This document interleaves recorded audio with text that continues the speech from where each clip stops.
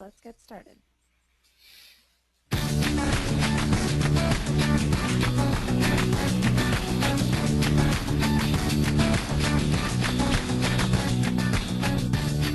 morning, everyone. My name is Cherish, and I'll be the host today. I work right now in marketing and customer relations here at Clip Software, and I'm very excited about this morning's webinar. Dave first is going to be going over some of the crazy things we've heard from our customers, things that they have done in the past. And if you have something that you do that has worked for you and you would like to share that with everyone else, go ahead and type that into the questions box, and we'll see if we can have some of those things. If you want clarification or just have any questions at all throughout the webinar, feel free to type those into the questions box as well. Dave Tucker has a lot of background with crazy green industry ideas. He's been in the green industry for around 30 years and has done everything from working on a mowing crew to managing a crew to creating his own lawn care company. But he got most of his ideas in today's webinar from the thousands of companies that have bought and used Clip software over the past 27 years. And we've been hearing these ideas, or he's been hearing these ideas from the many conferences we've held, from the hundreds of site visits that we've done, and other conferences that he's spoken at around America, and Clip classes he's taught all around America, and just from phone calls and emails that we get from you all every day. We love hearing about how our customers make themselves successful, partly because we can then share that information with thousands of people and help them gain the same success. An interesting fact about Dave is that in his spare time he enjoys making things from wood, and due to that a lot of the furniture in his home is custom made by himself. Next week we have two webinars going on actually, and the one is just a normal Clip webinar that we do, and that'll be going over Clip to Go. And we've had a lot of requests for a Clip to Go webinar recently, and so we'll go over that, how to use it, benefits of it, that sort of a thing. It'll be not advanced and not beginner, kind of in between, maybe more toward the beginner side of things. And then we also have another webinar. Monica Moore, she is someone that we work with QuickBooks, and I think we have a page that we can pull up right here. If you could go ahead and pull that up, and that is going to, and so she offered to us to send an invitation to our customers as well to come and see this webinar, and it goes over keys to success with using QuickBooks, and there it is right there, 4 keys to growing your landscape profit with QuickBooks. And so that'll be an interesting one, and that is on Thursday, March 20 at 12 Eastern Standard Time. So we'll be sending out an invitation that'll have the links for both of those on Monday, and you can sign up for our webinar that we're hosting on our website at clip.com. And I think that's everything that I have, so go ahead and get us started, Dave. Okay, very good. It is true. I like to do things with wood, with work as well. I always have enjoyed creating things, and it's just a good way to change the pace from being in IT and going over there. But always interesting stuff that Cherish pulls up about my life. But how to stand out? How do you make yourself different? How is it that you're going to be able to, there's a lot of noise out there, and lately we've been told by many people, many market research and stuff like that, that you only have a matter of maybe 3 seconds to get a customer's attention. And you think about that yourself. When you get your mail in the afternoon and you go and most of us do the smart thing. It took us a few years to figure this out, but the best place to open your mail is right on top of the garbage can, because you look at an envelope and you immediately discard it and you just throw it away. So the question is, how do you make yourself stand out? How do you make your company stick in somebody's mind so that they can say, okay, I know what Clip Lawn Care does. I know what Joe's Lawn Service does. I know what Total Lawn Care. There's so many companies out there called Total Lawn Care. If you look on our customer list, you'll see just huge numbers of companies that are called Green this and Green that. There are a couple of interesting names that we have out there. I know there's a number of them that I know that are called Lawn Enforcement, and they have sort of a sheriff's badge as their thing. There's one down in Mechanicsville, Virginia, and they call theirs they call theirs the Lawn Ranger, which again is a take on the Lone Ranger. And of course, with the movie that came out last year, I guess that gives a little bit. And there's another one that I know of around here, around the D.C. suburbs. It's called Blade Runners, and that's from an old movie. A lot of us, maybe you saw it, maybe you remember it. I never saw the movie, but I remember it, and it was a science fiction movie of some sort called Blade Runners. And so when this guy started his, Eric Stork, when he started his company, he called it Blade Runner. So how do you make yourself stand out? Well, one would be the name. That's pretty obvious. We're not even going to talk too much about that. That would be the name, but I have just some ideas that we threw into this webinar, and hopefully it'll spark some ideas for you as to how you can make yourself stand out. And like Cherish said, there are things that I've collected over the years. So first thing I'm going to talk about is your story. And these are just two neat stories that I have about kids. Okay, yes, you're right. They're about kids, and they're not necessarily the story that you're going to have, although if you started your lawn maintenance company when you were in school or something like that, you should publish that story. You should tell that story. You should get it out there. But there's two stories here. One is James and the other one is Zadok. James started out a few years ago. There's a picture of him there in my house when he was helping me put in some wood floors, and we did that as a family thing. And James is a nephew of mine, and his mom is a single mother with 5 kids, so she has a little bit of a hard time. But that's my wife's sister. But he was in the same church as we were, and I would do mission trips down to Mexico. And so when he was, I think he was 11 years old at the time, and he said, I'd like to go on the mission trip. And the mission committee came to him and said, you're going to have to raise $2,000 instead of $1,000 because we're not sure that you're going to be useful when you go down there. Well, it turned out they were very wrong, but on the other hand, they were right in giving him a challenge. He came to me and he said, how am I going to be able to do this? How can I raise $2,000? My mom is a single mom. She cleans houses. I don't have a lot of money and stuff like that. And Cherish actually helped him out quite a bit. And we both looked at him, and I said, you know what, James, if you can overcome this barrier, you'll be able to overcome any barrier in your life. And he started a lawn maintenance company, first by borrowing a lawnmower from another person in the church, and in payment or rent per se for the lawnmower, he went out and mowed the lawn, mowed this person's lawn, and then he took the lawnmower and started mowing other people's lawns. But he told his story. He walks up and he starts telling the story of who he is. So you just imagine this kid, you see a picture of him there on the lower left-hand side, coming up, knocking on it, saying, I'm trying to raise money to go on a mission trip to Mexico, and I'd like to mow your grass and be paid for that so that I can have the money to go on this mission trip. It's like by telling that story, hearts were melting, and he said that, and he came to me. He learned all these things. He's a great salesperson now. He's older. He's 17, I guess, now.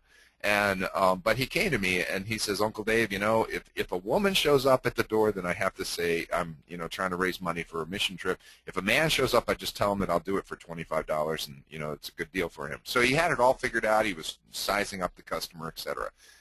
By telling that story, that made him different. So when people look at his company, and I think it's called Green Side Up, when they look at his company, they have a different feeling. And the big thing in marketing right now, we're talking about feelings, emotional reactions. Try to get an emotional reaction in your customer's being and in their emotions. And if you can get that emotional reaction, that's it. And part of it is telling the story.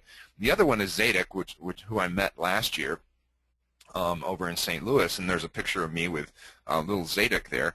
Zadok heard me on the radio, and across the street from where he lives is his grandparents, and they were building an addition on the house. And they had a backhoe out there, and he got so excited over seeing the backhoe that he told his mom, he said, I want to own a backhoe. And the backhoe operator allowed him to sit on his lap and sort of run it, and he's like, that's what I want to do. And so he himself worked it out in his head. Look at this 5-year-old kid here. He himself worked it out in his head that in order to get a backhoe, he wanted to start a lawn maintenance business because he had heard me speak on the internet radio. And in order to start a lawn maintenance business, he had to buy a lawnmower. In order to do that, he was going to try to sell potholders because he saw that his sisters had these looms sitting around to make potholders, and he thought, well, I can make those. And so he sold his potholders for $5 a piece until he had enough money to buy a lawnmower. Now he's actually bought 2 lawnmowers. Now he's 6 years old now. And I heard him interviewed. I plan on seeing him in a couple weeks. But I heard him interviewed on this radio show, and he sold enough potholders to buy 2 lawnmowers, and he's hiring his cousin to go out and mow lawns with him starting this spring in order to raise money so that he can have a backhoe. It's 6 years old. 6 years old. Now, what a story. What a story that's going to be. And if he puts that in his company brochure, let's say he stays with it and he ends up with a multi-million-dollar company, he wants to have a picture like this and put it in his brochure to tell what the story is. See, it causes an emotional reaction to you and makes you say, whoa, this is different. So nobody's going to forget about Zadok and his story if he tells it. But you know what? There's been so many times when I go to a customer's place, a business, and there's no story. It's not there. Now, there is a story. There exists a story because this business came from somewhere. There's a fairly large company that's a customer of ours down in Louisiana, and they started the business because it was a father and he wanted to work with his sons, and he said, I'm just going to start a business. He didn't know which one. He started a lawn maintenance business. Now he has a multi-million-dollar company. I think he's got something like 45 trucks, and the crews go out and every day and all this kind of stuff. But that's a story. See, if you just come across as, hey, I'm a lawn maintenance company, I want to mow your grass, that's one thing. But if you come across as, here's my story of where I came from, this is what I'm trying to do, you can cause that emotional reaction. So remember to do that. Here's another idea that I got, and this is one of our family portraits from a Christmas card, I guess a year ago or more. And I didn't have Mason's actual picture. I would have liked to have had his, but Mason Pepper told me about this. He has a lawn maintenance company down in Manassas, Virginia, and what he does is he makes a point of sending out Christmas cards with his family on it, and he's got 3 adorable little boys. They're actually big now, but sends it out every year to his customers. Every year they're sending this personalized picture of their family. And he's had customers say, you know what, there's no way I'm not going to have you contract with me because I want to watch, I've been watching your kids grow and I want to see how they grow and I want to see what it is. But you see that, again, there's this emotional reaction that makes you somebody. It makes you somebody special, somebody different. You stand out like this picture of that orange and the apples. You stand out from the crowd, and people have an emotional connection to you, and now they're going to stick with it. So a couple of things we've gone over. First off, have a story, tell the story. Put it out there, tell your story over and over again. Make sure that your customers know you have a story. Second, make it personal. Now, it depends on your company, and you might be doing mainly commercial and things like that. That might not, this type of thing might not matter that much. But if you do mainly commercial, then make sure you tell that story, that you do commercial and the reasons why you do it. Okay, now let's go down to another idea. Another idea is color. Use color to say something. And this came to me. You can see there's a picture of one of our trucks there on the lower left-hand side. We use a lime green to paint our trucks, the ones that go out to the properties. Why? Because everybody and their brother has white trucks. Everybody has white trucks. Look around. Everybody's got white trucks. So we stand out. We got the lime green trucks. I've had people in my church and just acquaintances say, do you guys have a lawn maintenance company? I'll say, yeah, we do. And they'll say, are you guys with the lime green trucks? There you go. All right, we stood out. We made a difference. We look different. There's something there that makes it different. And so that lime green shows up. Now what's interesting is that actual color is a Lamborghini green. So our guys are driving around in trucks with Lamborghini green. But the point of the matter is it's different. It stands out. It's a little bit abrasive in some way, shape, or form. But at least it's there, and at least people have it. The other one is this TLC, Total Lawn Care. I told you there's a lot of Total Lawn Cares. This is from Harry down in Tupelo, Mississippi. And in Tupelo, Mississippi, what he did is to stand out with colors, and this is a picture of one of the hats from his company. I actually bid on it to try to get it because I thought the story was so interesting. But what he does is he paints his trucks hot pink. He has hot pink hats. He's got he even paints his lawnmowers hot pink. That makes it so that nobody wants to steal them. I mean, that's a good design. But he also paints it. He also has his guys wear back then, I don't know if he still does, but he had his guys wear hot pink overalls when they went out doing the job. Now, you might not want to do that, and that might make it hard for you to get employees. But the point of the matter here is that he stands out, and he says that. He says in his area, everybody knows he's the pink lawn maintenance company. He's the pink one. Nobody knows Total Lawn Care, but they all know he's the pink lawn maintenance company, and it stands out. So do you have a color, or are you just blah? Are you just white trucks out there with trailers or whatever it is that you're doing, or do you stand out by using colors? That's just another way to do it.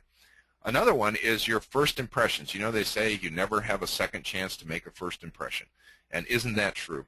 And we got this from Jerry over in Austin, Texas, and he gave us this, and we're going to go over some of this. And he has a presentation packet that he gives out to each person that signs up, or each potential customer. And this presentation packet here, we start out with, this is an article right here where he tells you how to put it together. I think this is great because we're talking about systems here, and we're talking about how he has now documented it to the point of saying, hey, this is what you put in the left pocket of the folder, and this is what's going to go in the right pocket of the folder, and this is what you're going to add to it. You're going to give a letter opener, a pen light, a couple of newsletters, and a notepad. And you're going to put it all in there, place all the above in a large labeled envelope, and place it in the completed packet box. I love this because it's a system, and it allows him to take anybody and say, here, make a presentation packet for us, or make 10 of them today, or something like that. And this is able to do it. So let's take a look and see what that presentation packet looks like. Now notice that this would be printed. The way he sent it to me, he didn't send it to me on his letterhead. He just sent me the text of it. But this would be on the letterhead for Cutting Edge Lawn Care. And notice, here's the story at the beginning. The business was started in 1982 by Todd Tyndall, $25 lawnmower, bought a garage sale. You see the story. Tell your story.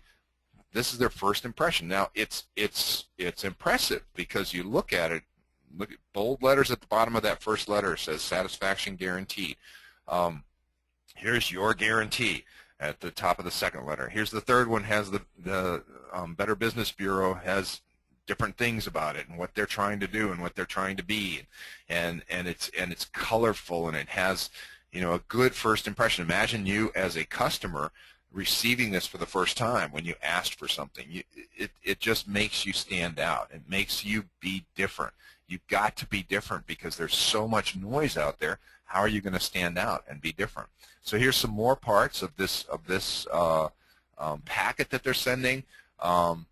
We are, and look at that, fully insured, $5 million general liability insurance, you know, all this kind of stuff. Say we are different than you know, Francisco down the road, who's going to go do your work. And you have to have this. And then he has customer comments. The new economy is going to be all based on referrals, references, customer comments, recommendations, things like that. I mean, I find myself doing the same thing. Whenever I'm looking for either a hotel or I'm looking for a piece of equipment or something like that, I go right down to the testimonials. I go right down there and start looking at it and start saying, okay, what does this have for me? What have other people said about this piece of equipment? What is going on? The same thing is going to happen to you guys. If you guys are not trying to put up these customer recommendations, you're going to fall behind, because this is where most of the business is going to happen. So I like it that Cutting Edge will put this up right away, right in your face, and say, here's what our customers say. Here's what's being said about our company. And that, again, sets you apart as a first impression. So the other thing is your marketing pieces. People will tell you this all the time. What kind of marketing pieces do you have? These are a couple of marketing pieces that we use in our Clipped Lawn Care. And I showed them to somebody just last week. It's a professional, not in our industry. And I said, here's the type of stuff that we have. And he felt it. And you could tell he's right away seeing it. It's glossy. It's a cardstock. It's high quality. It looks good. It looks right. I mean, you come across as being a real company. And that's another place that you set. So first impressions. You never get a second chance to make a first impression. So make sure that your first impression, look at your company from the beginning and say, okay, if I'm a brand new customer, how is this working? I liked what, and I'll talk more about Marty Grunder a little bit later in this, but I liked what Marty Grunder said about his receptionist one time when he was a customer of ours, Grunder Landscaping, and he said about, he came and spoke at our conference a number of times, and he said about his receptionist, he says, I don't have a receptionist, I have an engineer in charge of first impressions. So this is the person who's in charge of first impressions. Why? Because when you call Grunder Landscaping, she's the one that answers the phone. And that's your first impression of who this company is. So make sure that that first place that your customer touches you, the first place that you touch the customer, is a place that actually works out well. So make sure that you do that with your marketing pieces, with the people that you have on the phone, with the way you talk to people. We'll talk a little more about that in a bit. Personal service. Again, this came from Cutting Edge Lawn Care. Same thing. It was last Valentine's Day. Jerry was nice enough to send us a bunch of pictures of different stuff he got. He ended up going out and he found that he could buy these Whitman's assorted chocolates for, I think it was $1.20 a box or something like that. He got them shipped to him, and then he has this little flyer that says Happy Valentine's Day, and he just put those on the trucks, and the guys for 1 week would drop them off the week before Valentine's Day, dropped them off at each one of the customers' properties. Now they are in Texas, so they work all year round, but this is what this is something that causes an impression. I mean, does it not stand out that your lawn maintenance company would leave you a box of chocolates on Valentine's Day? It's like, that's weird. That's good. That's what you want. It's a good weird. It's the way you want it to be. So the other one is public goodwill. Another way to stand out is to maintain a piece of property, a garden maybe, at the entrance to your city, or if you're in a small city or town or something, and say, look, I will maintain as long as you can put a sign up here that says, you know, maintained by Total Lawn Care, Clip Lawn Care, something like that. So maintain a garden somewhere for somebody. You could even, in researching this, I found a number of lawn maintenance companies that are maintaining what they call a rain garden, or they're maintaining a garden for vegetables, and they'll just help the community by doing that. And then you can then don't stop. Call the local newspaper, call the local radio, call the local TV place, and have them come out and interview you and talk about how you're putting a garden. They hate empty space, and they hate white paper, and so they want to fill that up. I mean, imagine their job. They have to fill this up every single day. They've got to find out another human interest story somewhere. So again, tell your story, do something for the community, and then get some free advertising for that. Paint the lamppost black. What in the world does that come from? But that came from Marty Grunder. It was his idea, and he says that in all of his trucks, he has a can of black flat spray paint. Now, I know that you can go to Home Depot and you can probably purchase that for all of $1.79 or something for one can. And he puts those in there, and he tells the guys whenever they're driving, they stop at a customer's place of business or a customer's home or something like that, and you see the lamp post. A lot of them have a lamp post at the beginning of their walkway or something. Just take the paint can out there and touch it up. You see a little bit of rust or something, touch it up. And then he has Post-it notes that are already pre-printed, and they say, hey, we noticed that your lamp post was looking a little shabby, so we painted it for you. Thanks a lot. You know, call us at this number. It's like, wow, how long does that take? Seconds. You know, it doesn't take any time at all. And yet, imagine if somebody did that for us and did it on your property. It would definitely make you stand out. You'd certainly say, wow, that's kind of different. Another thing that Marty Grunder does, and he does a good job at this, is when he does a lot of landscape construction, and so when they're in the middle of a large landscape construction job, he puts notes. He has this special flyer that he puts on everybody's car around the area, and it says, you know, please forgive us because we're working on so-and-so's lawn and so-and-so's property, making it very, very beautiful, trying to raise the real estate values in this area, and but we realize that our trucks and our equipment make noise and dust and things like that, and we want to apologize for that. And if you want us to come over and talk to you about making yours better, your property better, then you could call us at this number. And then at the bottom he says, and if we got dust on your car or something, call us at this number and we will send you a free car wash to take care of your car.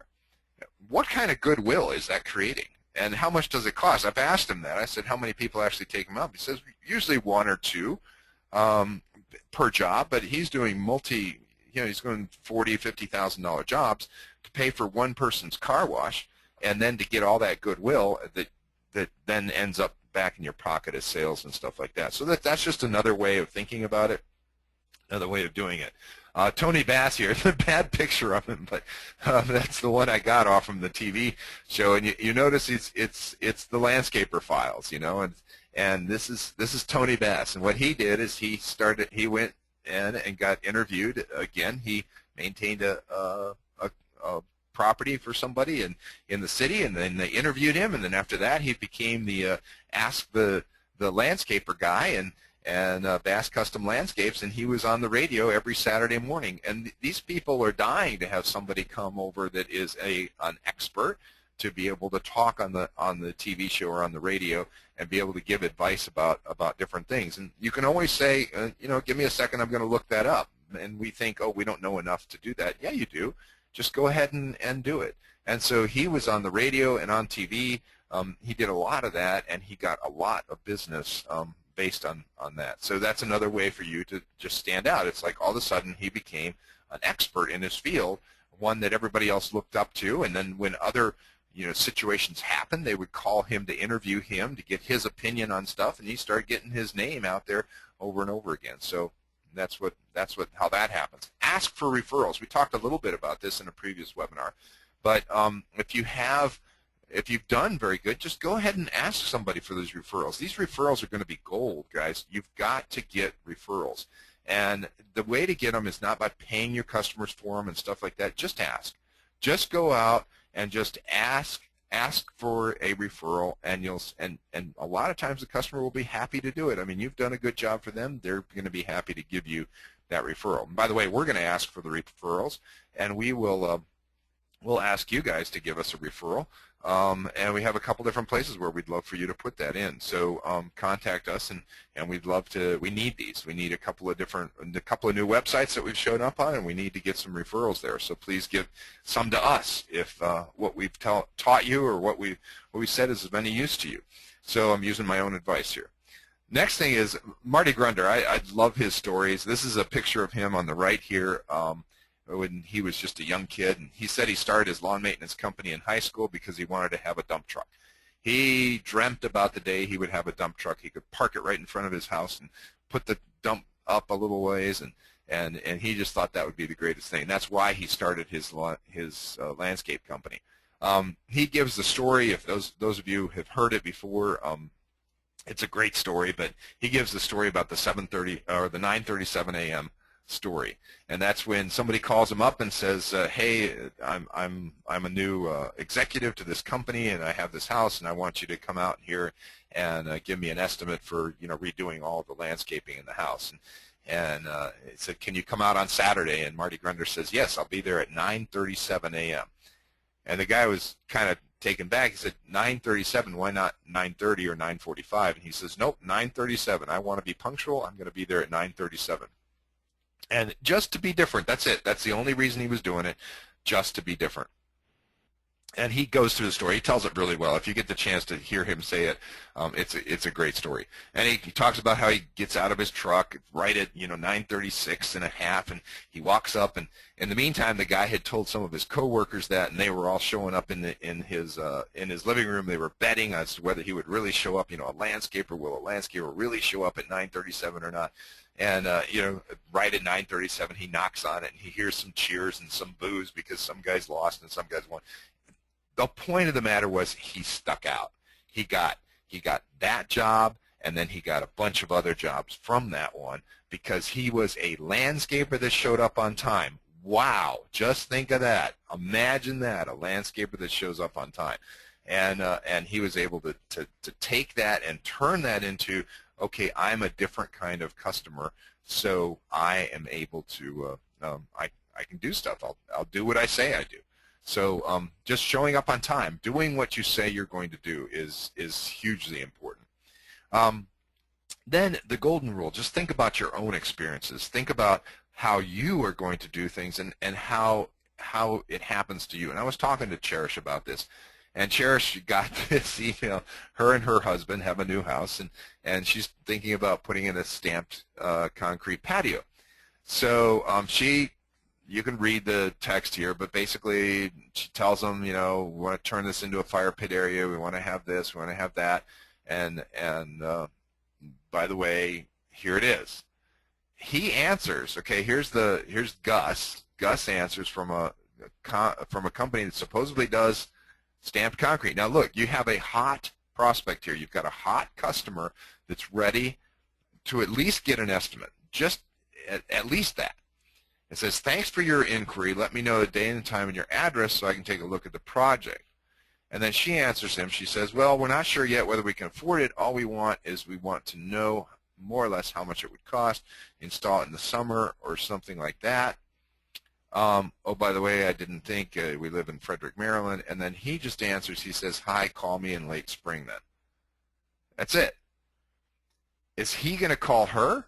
Did he ask her for a phone number? Did he ask her for her email address? Did he put it in somewhere where he says, okay, I'm gonna make sure that I follow up on this, make sure I'm going to do it? I mean, not. It's nothing. He just says, hey, call me in late spring. He's not following up at all. Is that your company? Is that how you treat your customers?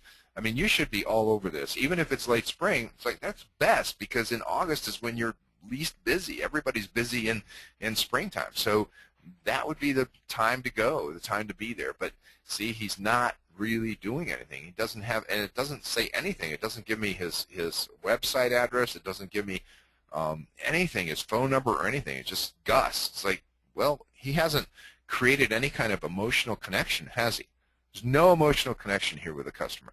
And it's just like, hey, I can do stamped concrete. That's it. That's it. That's all you know. I just think that's crazy. It's a crazy way to do it. And then I wanted to tell you about an experience. Again, the golden rule, think about it yourself. My wife and I a couple days ago are sitting in a diner, and we're having some soup and sandwiches. Diners are great for soup, and it's been cold lately. So we're sitting there having soup and sandwich, and the waitress comes to two guys that are sitting in the next table over from us, and we overhear the conversation, and one of the guys orders a turkey sandwich. The waitress comes, and she brings him a roast beef. Okay, I know he ordered a turkey sandwich because I heard it. He says, I think I ordered turkey. And guess what the waitress starts doing? Arguing with the customer, saying, no, you ordered roast beef. And his companion says, no, I'm pretty sure he ordered turkey. And the waitress continues to argue with the guy and say, no, you ordered roast beef. I know, I wrote it down. And the guy is like, no, I'm pretty sure I ordered turkey. And this went on for a little while, and I thought, what in the world is going on here? Even if he did, which I know he didn't, I know he ordered turkey because I went up to him afterwards. I said, I heard you. You ordered turkey. I know it as well as you do. And he said back to me, he says, yep, he says, I own an HVAC company, and that is not customer service. And the waitress argued with him for a little while. Then finally she said, okay, I'll change it. Never say, okay, I might have been wrong or anything, just, okay, I'll change it, and goes back and gets him the turkey sandwich and brings it back to him. Well, one, she lost out on a big tip. I mean, I don't know whether they left her any tip at all. But two, it's like, how cruddy was that? What a cruddy experience you just created. Again, what did we talk about at the beginning? We said we got to appeal to the customer's emotion. You got to get to their emotion. What emotion did these two guys have towards this establishment? Here's where it gets really scary, is not only did they have a bad emotional experience and leave there with sort of a bad taste in their mouth saying, I don't know if I'm ever coming back here, but the manager or the owner might not even know what went on, have no idea of what went on. And that is the way it is with you guys and with our companies. You're only as good as your frontline employees. I'm only as good. You customers don't usually talk very much to me, but I'm only as good as my sales guys. I'm only as good as my account managers. I'm only as good as my support techs. I'm only as good as the stuff that you see on our website. I'm only as good as the experiences that you have. So I have to be real careful with that, real careful with who you hire, who you put into place, and go back and check it every once in a while. I don't know if you all watch very many business shows, but my family and I like to watch Mystery Diners, and it's where they're trying to go in there and figure out what is going on because the owner has heard complaints or something has happened, and they're trying to figure it out. That you should have something like that yourself. Go out there and get somebody to call your company and find out what kind of an experience they have. So how do you make yourself different is you have to tie into the customer's emotions. You have to tie into it. There's lots of different ways that you can do it, but look around and think to yourself, what can I do? What's the next thing I can do that will tie me more into that? And we went over a number of things. Tell your story. Tell it over and over and over again. Do something goodwill for the whole community. Get on a radio or a TV show. Get yourself interviewed. Ask for references. Do things a little bit different. Show up on time. Just change it up just for the fun of it. Do something different. I once read a business book that said, you know, if you go the same way to work every time, just start going a different way to work. Just different way to get to the office. Just because. Just to try to make your mind think a little bit different. And then my mother, who God rest her soul, she passed away last October. She gave me this book a long time ago, and it says it takes so little to be above average. And you know what? If you get a chance to read this book, it's a great little book. It's a tiny little book. Florence Littauer. Those of us who are older remember that name. But it's a little book, and it just says little things like this. It's like, how can I be different? How can I look out and do things a little bit differently than what everybody else does? And I would highly recommend you going ahead and reading this book. It's really good. It's really good. And give it to your kids. Get your kids to read it because they need to know. And it doesn't take very much to be above average. There's a saying, it's kind of funny, there's a saying that people say, you know, of every 2 people that you see today, one of them is going to be below average. So is it you or is it the one next to you? So that kind of ends what I had prepared in this. A number of different, maybe it sparks some ideas. I wanted to open it up for comments for you guys, so if you can write in the question area there, comments about how you do things different. How do you stand out? What is it that your company does that's different from other companies? And I'd also welcome Cherish or Davey to come into the conversation, and if they have any ideas of what they've done or what they've seen, or what has your experience been, both good and bad, to how things have been different for you or what has happened. So anybody have any ideas out there about how you do different? I Go ahead, Dave. Okay. I think a couple other examples just that I've heard of our customers doing is one guy has bright pink fluorescent hats and bright pink fluorescent jumpsuits, and everybody knows that company as, you know, the pink company. Oh, are you getting your lawn done by the pink company? So then they get noticed everywhere they go. And then you have a telephone number on the jumpsuits too. All the trucks, I think, are also painted pink.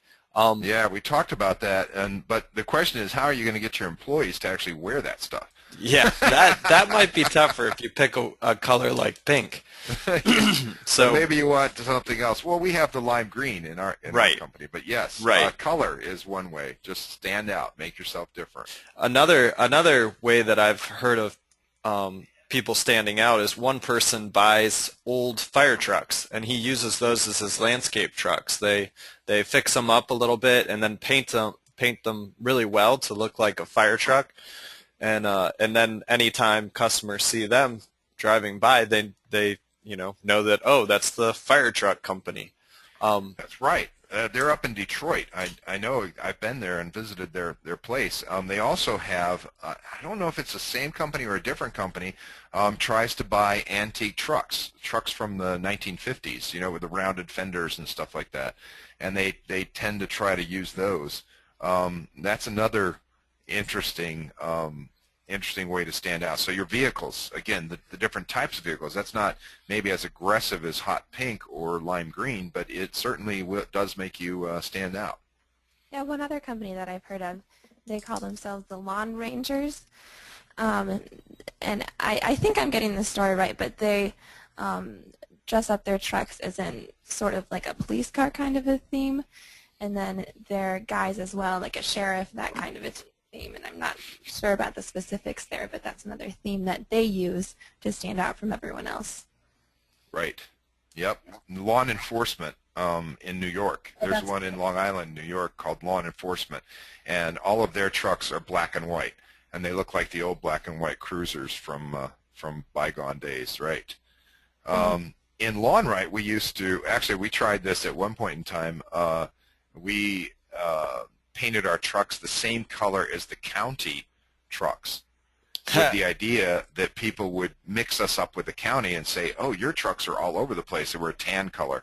And I've heard of another company that put, to try to make themselves look bigger, they put different truck numbers on each side of the fender. So on the right-hand side, it might say truck number 101, and on the left-hand side, it'll say truck number 115. And that was so that if somebody saw them coming and going, they'd think there were two different trucks. So make yourself seem like more. And then there's another one called the Lawn Ranger down in Mechanicsville, Virginia, that I talked about, and he does a lot of median mowing on the median, and he found that by having his trucks look different from the county trucks, people would call him and claim that they had a windshield had to be replaced because of what he had done and things like that, and from a stone or something like that. So he ended up changing all of his trucks over to look like the county trucks, so that basically incognito, to make himself a little bit less obvious, which is not what we're talking about, but that's the one time when I found out that, okay, I can see why he'd want to become incognito. I think there are even, you see this example in other industries as well. So, for example, like with moving, I think there have been some different ones, like starving students moving, or like college guys moving. Now it doesn't work anymore because there are a bunch of them that have popped up. But when they started doing that, they were set apart because they're different. It's college kids that are trying to pay their way through college. That are helping you move. So it was just another way to help them stand out.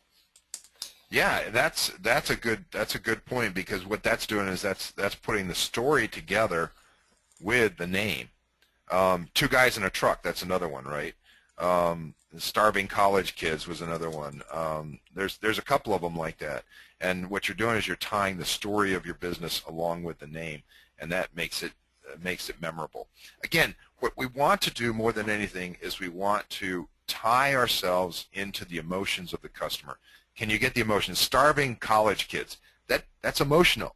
That says, oh, I remember when I was there. I remember when ramen noodles was the best thing I could eat. And we've all of us that have been through dorm life know that sort of thing can happen. Two guys in a truck, that's emotional. It's like, hey, all I want is two guys in a truck. That's it. That's all I want. And so things like that. So go out and be different. And we'll end it with this one. With this, and just go out, figure out how you're going to be different, figure out how you're going to impress, how are you going to connect with your customers emotionally. And if you can connect with your customers emotionally, that's where you're going to really stand out, and that's where you're going to be. So thank you very much for listening to this webinar. Cherish, take it away. All right, I do have a poll I want to launch right here at the end. If you, Dave, could go ahead and launch that. It's just the only one there. And it is how many times or that you've been to webinars in the past. One thing I'm still looking for, me and my husband, is a ballpark estimate on stamped concrete. So if any of you know how much that would be in the Maryland area, you can go ahead and shoot that over to me, and I would appreciate that. Because you don't want to use Gus. Right. So here, how many webinars have you attended in the past? Is this your first? 2 to 4, 5 to 7, 8 plus? Go ahead and put your answers in there, and then I'll move on with a couple other things that I have to say. If you thought any of these ideas were interesting, if I have good news for you, these are not all of the interesting ideas that Dave has. In fact, you can get many, many more in his book, Lawn Maintenance and the Beautiful Business. And if you haven't been making 30% profit or close to that, or if you want to grow your customer base, motivate your crews, or just improve your company overall, I definitely recommend checking that out. You can find a link to purchase it through thebeautifulbusiness.com. Or you can just look it up on Amazon. The Beautiful Business is the name of the book again. If you haven't already checked out checked out our Facebook page, I definitely recommend it. We post lots of helpful tips and information weekly. Just recently we posted some information on a cheaper optional credit card integration that can be used with Clip's billing module, or it can be used with QuickBooks. It's a partnership with BluePay. We did a lot of research and they have the cheapest rates around, so you can save money and increase profits with just one simple step right there. Contact your account manager, whoever that is, if you'd like more information on that. And you can just call 1-800-635-8485. You can find that number on our website, clip.com. Thank you, everyone, for joining us today. We love having this opportunity to serve you and make you more successful in the future. Have a great weekend, and don't forget to fill out this survey right after the webinar closes. It's just 5 questions long. Thank you for being our customers, and as always, your success is our business.